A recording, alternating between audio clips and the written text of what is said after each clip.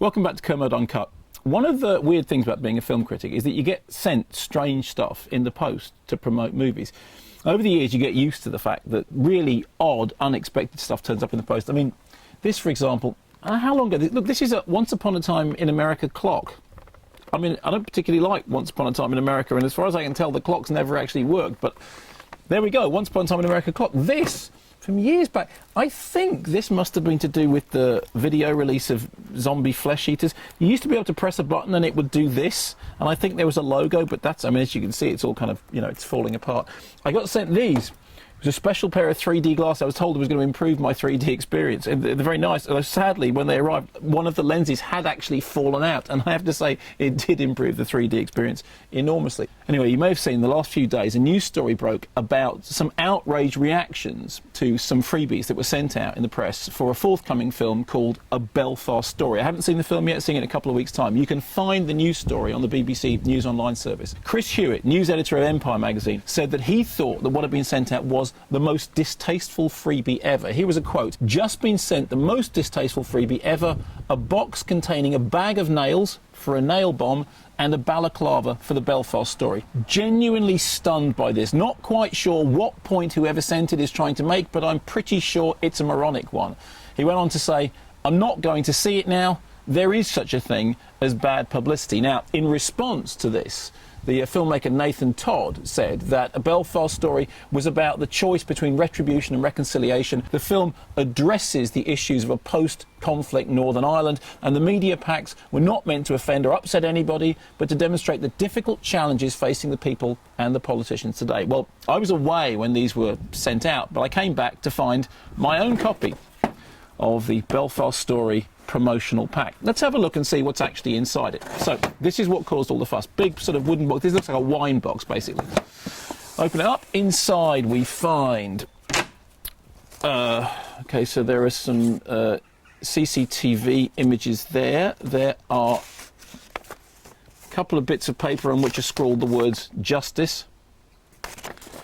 Here's a postcard for the Belfast Story itself, telling us that Colm Meaney leads a stellar Irish cast and top Hollywood team to tell a tale of innocence lost and violently regained. And now onto the... So here's the balaclava. Here is indeed a roll of gaffer tape. And here, from what I've heard of the news reports, is a bag full of nails. On the other side, the two-sided box, you see, I think this is retribution, reconciliation. I think that's how it's working. I think we also have some postcard images of happy family, reconciliation, retribution, resolution. It's a news story about nail bombs, a 60th anniversary card, some more photographs. Child's drawing, and and another piece of paper with justice written on it.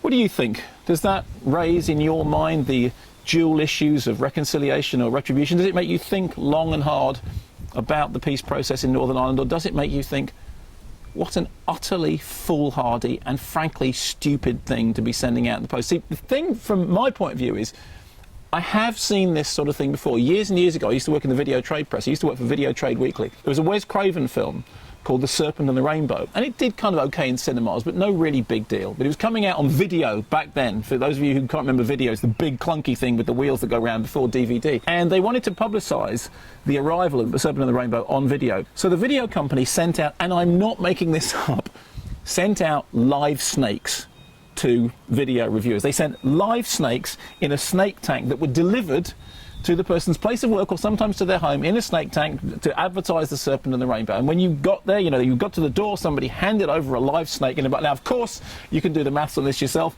They sent out a whole bunch of them. Statistically, one of them was going to end up with somebody who was completely phobic about snakes. Small snakes, admitted. I mean, like maybe a grass snake or a tiny little, you know, like not an anaconda, but a small snake in a thing.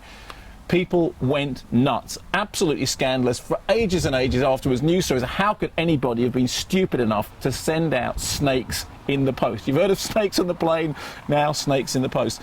For my money, this is kind of in the same area, isn't it? Just not really thought through. What do you think? You think that's a really good idea? or a really dumb one.